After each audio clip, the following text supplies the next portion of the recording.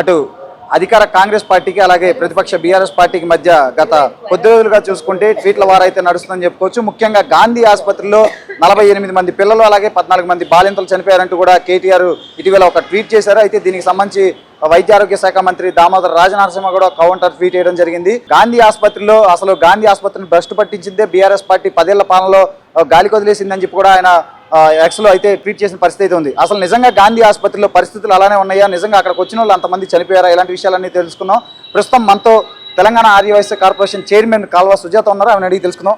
Madam, గత 2-3 రోజులుగా చూసుకుంటే అటు కేటీఆర్ చాలా ట్వీట్లు చేస్తున్నారు. గాంధీ ఆసుపత్రిలో దాదాపు 48 మంది చిన్నారులు అలాగే 14 మంది బాలింతలు చనిపోయారంటున్నారు. అసలు నిజంగా అక్కడ ఆ పరిస్థితి ఉందా, నిజంగా అంతమంది చనిపోయారా, అంటే ఎందుకు ఒకవేళ 45 రోజులు అమెరికాలో నుంచి ఉండి వచ్చినట్టున్నాడు కేటీఆర్కి, అవన్నీ కళలో కనబడ్డట్టున్నాయి. ఆ బాలెంతల కోసమో ఆ పసిపిల్లల కోసమో ఫ్లైట్ ఎక్కి తెలంగాణకు వచ్చినట్లు ఫీల్ అవుతున్నటువంటి కేటీఆర్కి తెలంగాణ అస్తవ్యస్తంగా ఉన్నప్పుడు గురించి మాట్లాడింటే బాగుండే. గతంలో కేసీఆర్ పాలనలో ఎన్నో వేల మంది చనిపోయినటువంటి, నేను దానికోసమో కేటీఆర్ అన్నందుకో నేను అనట్లేదు, ఎవరు కూడా చనిపోవద్దు, అనారోగ్యంతో బాగవ్వాలి అని ఆసుపత్రికి వస్తారు, బాగుపడాలి.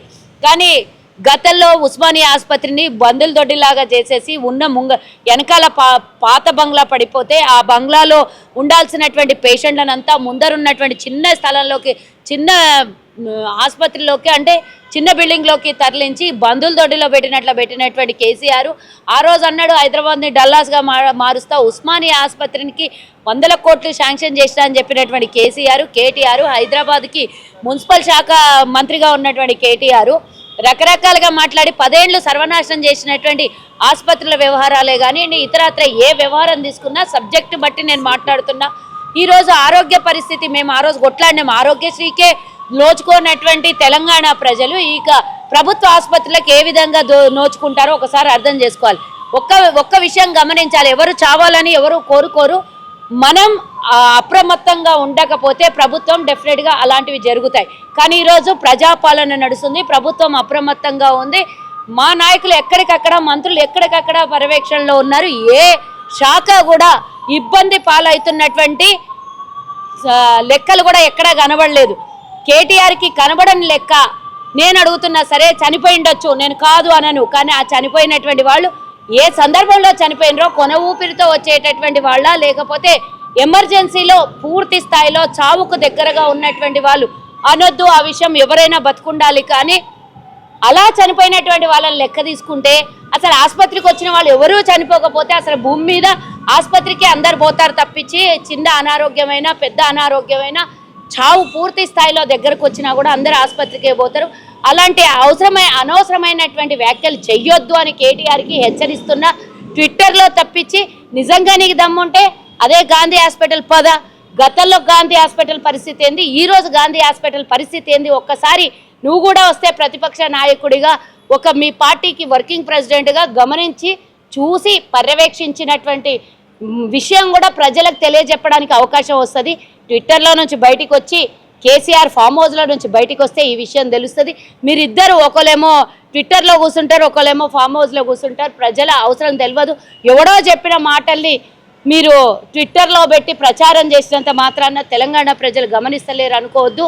నువ్వు కేవలం ట్విట్టర్కే అంకితమైన ఇట్లాంటి మాటలు మాట్లాడి ఇంకా దిగజారిపోతున్న కేటీఆర్కి నువ్వు ప్రతిపక్ష నాయకుడిగా రా, గాంధీ ఆసుపత్రికి రా, ఏమన్నా అవసరం ఉంటే అక్కడ నిలబడి నువ్వు సవాల్ ఇస్తే బాగుంటుంది, ట్విట్టర్లో కాదని హెచ్చరిస్తున్నాను. మేడం, అయితే ఈ 10 నెలల పాలనలో, కాంగ్రెస్ పాలనలో ప్రభుత్వ ఆసుపత్రులను గాలికి వదిలేసి కార్పొరేట్ హాస్పిటల్ కొమ్ము కాయడం కోసమే వీటన్నిటిని ఇలా వదిలేశారంటూ కూడా కొన్ని కామెంట్స్ చేశారు, ఏం చెప్తారు? ఈ విషయం మేము మాట్లాడాలి.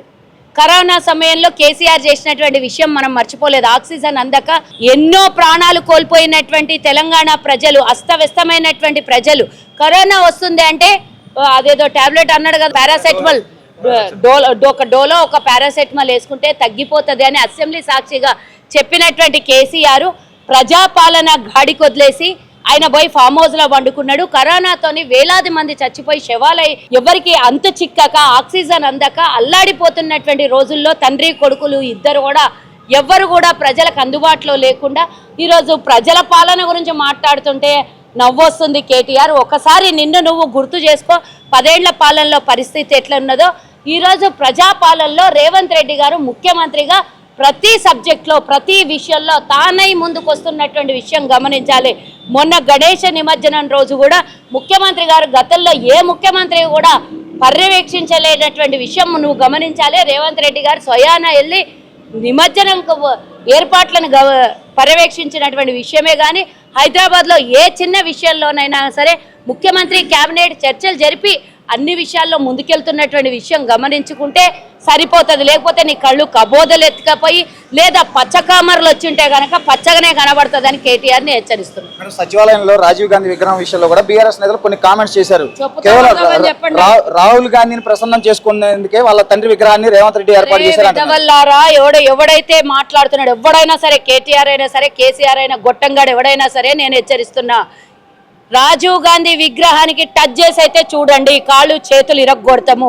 ముట్టిన చెయ్యి ఉండదు, నడిచిన కాలు ఉండదని హెచ్చరిస్తున్నా. ఇంతకు మించి రాజీవ్ గాంధీ గురించి ఎవడు ఏ ఒక్క వెధవ కూడా మాట్లాడితే వాళ్ళు మాత్రం నాలుక అదుపులో పెట్టుకోవాలి, కాళ్ళు చేతులు భద్రంగా పెట్టుకోవాలని హెచ్చరిస్తున్నారు. మేడం, అయితే మొన్న ఈ మధ్య చూసుకుంటే బీజేపీ నేతలు చాలా మంది, మీ నేత ఢిల్లీ స్థాయిలో ఎవరైతే ఉన్నారో రాహుల్ గాంధీ, ఆయన మీద చాలా అనుచిత వ్యాఖ్యలు చేశారు. ఒకళ్ళు టెర్రరిస్ట్ అని, ఒకళ్ళేమో మీ నాయనమ్మకు పట్టిన గతి నీకు పడుతుంది, నాలుగు కోసేయాలని చెప్పి ఇట్లా రకరకాలుగా మాట్లాడారు. ఏం చెప్తారు అసలు? ఈ దొంగలు ఈడ, ఆ దొంగలు ఆడ, ఇద్దరు కలిసి చేస్తున్నది ఏం తిన్నది? వాళ్ళు ఏం మాట్లాడితే వీళ్ళు అదే మాట్లాడతారు, వీళ్ళు ఏమి స్క్రిప్ట్ ఇస్తే వాళ్ళు అదే మాట్లాడతారు. Same to same. ఒకడేమో పంజాబ్ నుంచి, వాడు కాంగ్రెస్ నుంచి పోయిన దొంగ వెధవనే. దొంగ వెధవలు కాంగ్రెస్ నీళ్ళు దాగి, కాంగ్రెస్ రాజకీయం చేసి, కాంగ్రెస్ బీఫామ్ల మీద పోటీలు చేసినటువంటి దొంగ వెధవలందరూ కూడా రాహుల్ గాంధీ గురించి మాట్లాడేటంత స్థాయి పెరిగిందా అని అడుగుతున్నా. నేనేదో కుట్ర జరగబోతుంది భారతదేశంలో అని మాత్రం గమనిస్తున్నా. రాజీవ్ గాంధీ గారికి పట్టిన గతో, లేకపోతే ఇందిరాగాంధీకి పట్టిన గతో, లేకపోతే ఇంకేమో అంటే గతంలో కూడా మీరే చేయించారు. అది బీజేపీలో దొంగలు చేయించారు. నేను ఓపెన్గా మీ ఛానల్ ద్వారా నేను స్టేట్మెంట్ ఇస్తున్నా. గతంలో బాంబు పేలుళ్లకి సంబంధం బీజేపీకే ఉంది. గతంలో ఇందిరాగాంధీ చావు కూడా వాళ్ళకే సంబంధం ఉందని నేను అనుకుంటున్నా. రాజీవ్ గాంధీ చావు కూడా వాళ్ళకి సంబంధం ఉంది అనుకుంటున్నా. లేకపోతే అంటే చేసి సావాసం చేస్తే అదే దోషం అంటుకుంటుంది. కాబట్టి బీజేపీలతో సాహసం చేసి ఆర్ఎస్ఎస్ వాళ్ళు ఆ రోజు దొంగ వెధవలు గాంధీ మహాత్ముని చంపేసిన ఆ రోజు నుంచి ఈ రోజు వరకు గాంధీ కుటుంబాన్ని చంపేయాలనే దుష్ప్రచారాలు, దొంగ బుద్ధి, తప్పుడు ప్రచారాలు, తప్పుడు నిర్ణయాలు, తప్పుడు ఆలోచనలతో ఉన్నటువంటి ఈ దొంగలకందరికీ నాలుక ఘోషిస్తామనడం కాదు. బిడ్డ, నువ్వు బయటికి వెళ్ళరా దొంగ. నీ నాలుక ఉంటుందా? నువ్వు ఉంటావా ఫస్ట్ చూసుకో. రాహుల్ గాంధీ నాలుక తర్వాత చూద్దువు కానీ నువ్వు నీ నాలుక ఉంటుందా లేదా? ఆపోజిషన్లో రాహుల్ గాంధీని తట్టుకోలేక ఏమీ చెయ్యజాలక రాహుల్ గాంధీకి హెచ్చరికలు జారీ చేస్తారు. అంటే ఉన్మాదాన్ని రెచ్చగొడుతుర్రా? లేకపోతే ఆ గాంధీ కుటుంబం అంటే మీకు అంత పగన, అంత ఏమంటారు, అదంతా జలసినా ఏంది? మీకు రాజకీయం కోసం ఏమన్నా చేస్తారా?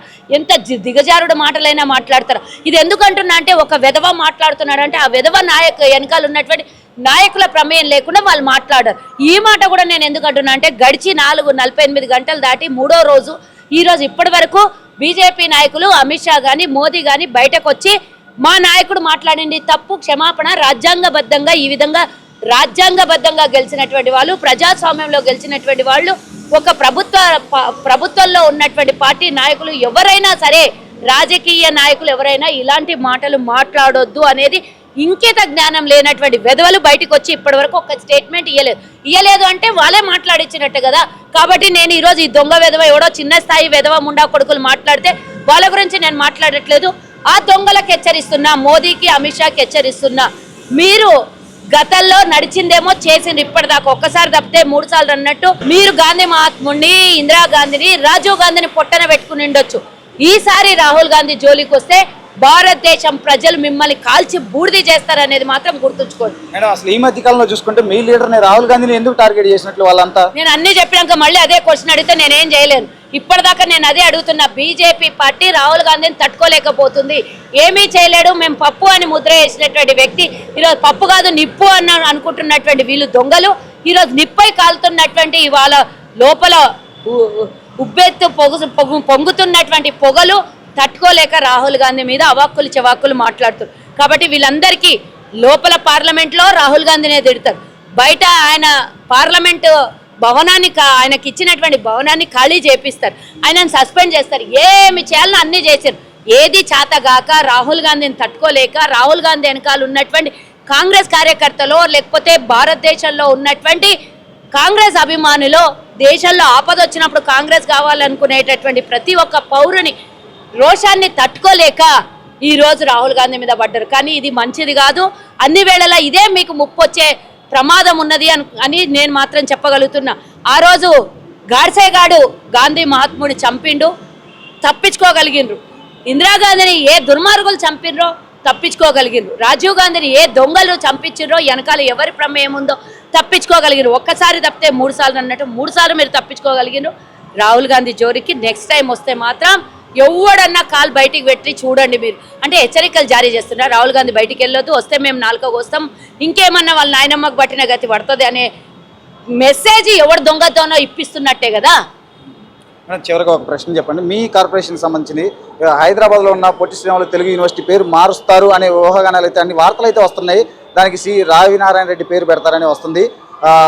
ఒక వైశ్య కార్పొరేషన్ చైర్మన్ గా ఏం చెప్తారు? ఎందుకంటే పొట్టి శ్రీరాములు వైశ్య సామాజిక నేనైతే పార్టీలో ఉన్నా కూడా కుల పరంగా నేను మాత్రం దీన్ని నేను అగెనెస్ట్ చేస్తున్నా. ఎందుకంటే మా ప్రభుత్వానికి మా ముఖ్యమంత్రి గారికి కూడా నేను విన్నవించుకుంటున్నా. ఒకే ఒకటి చెప్తున్నా, ఆర్య వైశ్యులు అనేది కాదు, పొట్టి శ్రీరాములు అనేవాడు ఒక కులానికో ఒక మతానికో ఒక రాష్ట్రానికో ఒకరికో సంబంధించినటువంటి వ్యక్తి కాదు. ఆ రోజు మద్రాసు నుంచి మాకు తెలుగు భాష కావాలి, తెలుగు రాష్ట్రం కావాలని పోరాటం 56 రోజులు పోరాటం చేసి అమరుడైనటువంటి పొట్టి శ్రీరాములు పేరు ఉండడం ఉన్నటువంటి ఏకైక చిరునామా అది. పొట్టి శ్రీరాములు ఆర్యవైశ్యులకు ఉన్నటువంటి ఆయన కులానికి సంబంధించి ఏనాడు కొట్లాడలేదు.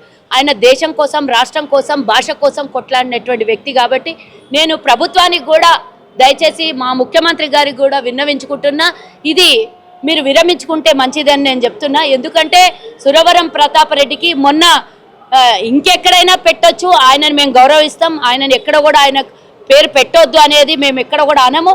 మొన్న స్కిల్ డెవలప్మెంట్ సెంటర్ కూడా ఒక పెద్ద ఎత్తున మీరు లాంచ్ చేశారు కాబట్టి అక్కడ ఆయన పేరు పెట్టండి, ఇంకెక్కడైనా ఆయన పేరు పెట్టండి. కానీ పొట్టి శ్రీరాములు పేరు తొలగించి సురవరం ప్రతాపరెడ్డి పేరు పెట్టడం వల్ల పొట్టి శ్రీరాములు గారిని అవమానించినట్టయితుంది. ఆయన ఆంధ్రవాసి అని కాదు, తెలుగు రాష్ట్రాల కోసం, తెలుగు భాష కోసం కొట్లాడినటువంటి వ్యక్తి. కాబట్టి దయచేసి మా యావత్ ఆర్యవైశ్యుల తరఫు నుంచి నేను విన్నవించుకుంటున్నా. ఎందుకంటే మీరిచ్చిన కార్పొరేషన్ చైర్మన్గా నేనున్నాను.